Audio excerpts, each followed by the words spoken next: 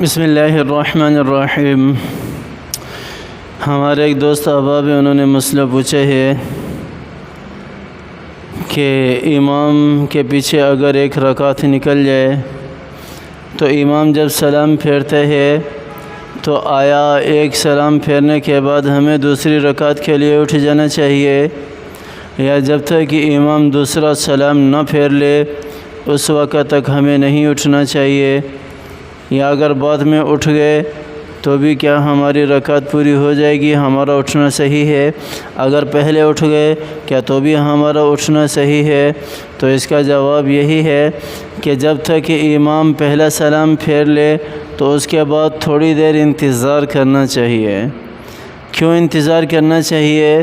اس لیے انتظار کرنا چاہیے کہ ہو سکتا ہے کہ امام سے نماز میں کوئی ایسی غلطی ہو گئی ہو جس پر سجدہ سہو واجب ہو، لازم ہو۔ کہیں ایسا نہ ہو کہ ہم رکعت کے لیے کھڑے ہو جائیں، پتہ چلے کہ امام صاحب جو ہے وہ سجدہ سہو کے لیے جا رہے ہیں، تو پہلا سلام پھیر کر تھوڑی دیر رک جانا چاہیے۔ تھوڑی دیر رک کر دیکھو کہ جب دوسرا سلام پھیر لے تو اٹھ جائے، بہتر یہی ہے۔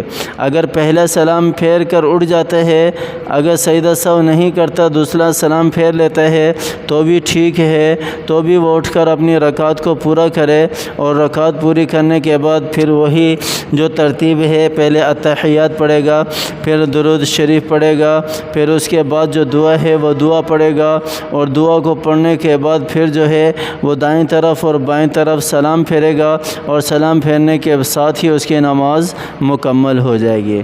لیکن جو میں نے بتایا کہ دونوں سلام کے بعد اٹھنا بہتر ہے، کیونکہ اس سے پتہ چل جاتا ہے کہ جو پیش امام ہے کہیں اس پر سجدہ سہو تو نہیں ہے۔ اگر اس پر سجدہ سہو نہیں ہے تو آسانی رہے گی ہمارے لیے، کیونکہ اگر سجدہ سہو ہوا اور پہلے سلام کے بعد وہ سجدے سہو میں سجدہ کرنے کے لیے چلا گیا اور ہم کھڑے ہو گئے تو اس میں ہمارے لیے پریشانی ہے۔ اللہ تعالی ہمیں سمجھ عطا فرمائے، عمل کرنے کی توفیق عطا فرمائے۔